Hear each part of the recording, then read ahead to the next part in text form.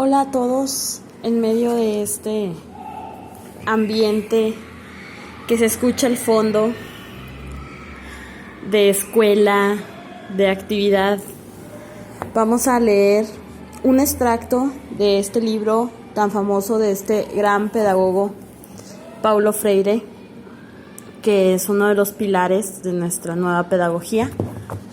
Vamos a leer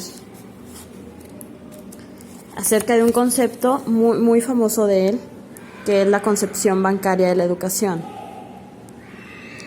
El carácter narrativo de la educación.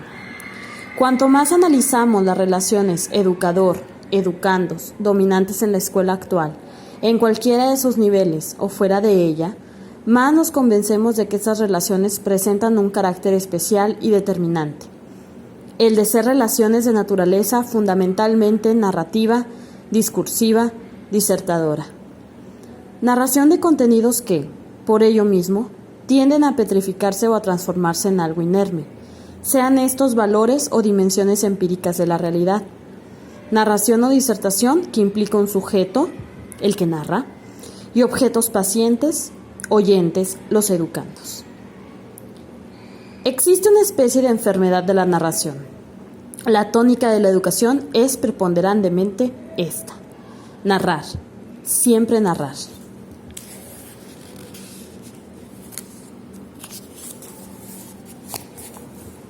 Referirse a la realidad como algo detenido, estático, dividido y bien comportado, o en su defecto, hablar o disertar sobre algo completamente ajeno a la experiencia existencial de los educandos, deviene realmente la suprema inquietud de esta educación.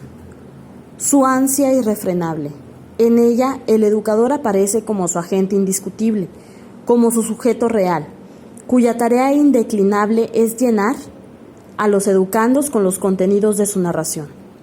Contenidos que son solo retazos de la realidad, desvinculados de la totalidad en que se engendran y en cuyo contexto adquieren sentido.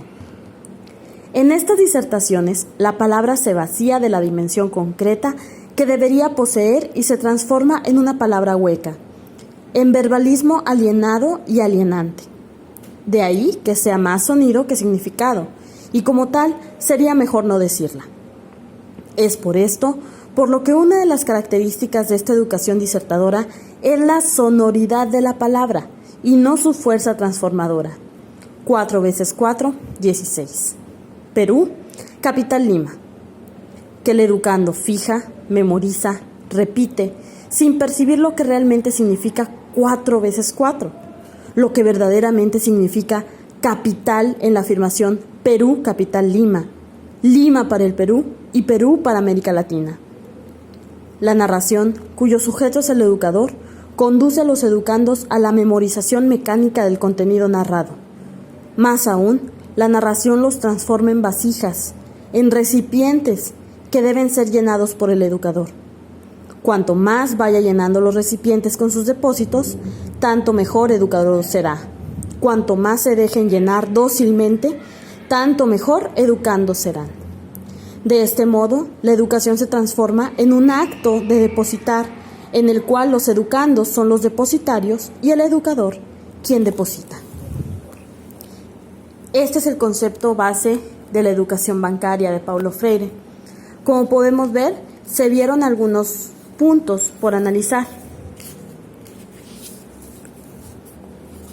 Como por ejemplo, que la educación se ha reducido a ser una narración de contenidos, donde un sujeto es el que narra, en este caso el maestro, quien dicta la clase, y los objetos pacientes, oyentes, los educandos. La educación está enferma de narración. La cuestión sonora de la palabra, y me atrevo a decir que la cuestión educativa, entre comillas, de la palabra. Aquí Paulo Freire lo refleja totalmente correcto cuando dice 4 veces 4, 16. No sabemos cosas mecánicamente, no sabemos resultados que riman, no sabemos capitales que nos aprendemos mecánicamente, pero realmente este es el objetivo de la educación: educando, que el estudiante sepa qué es realmente capital o por qué 4 veces 4. Y aquí, esta parte es el objeto de la educación bancaria, donde la narración los transforma en vasijas, los estudiantes como vasijas y el maestro como un sujeto que llena esas vasijas, deposita el conocimiento en ellos. Muchas gracias por seguirnos y muchas gracias por estar conmigo leyendo Paulo Freire y la educación liberadora, el concepto de educación bancaria.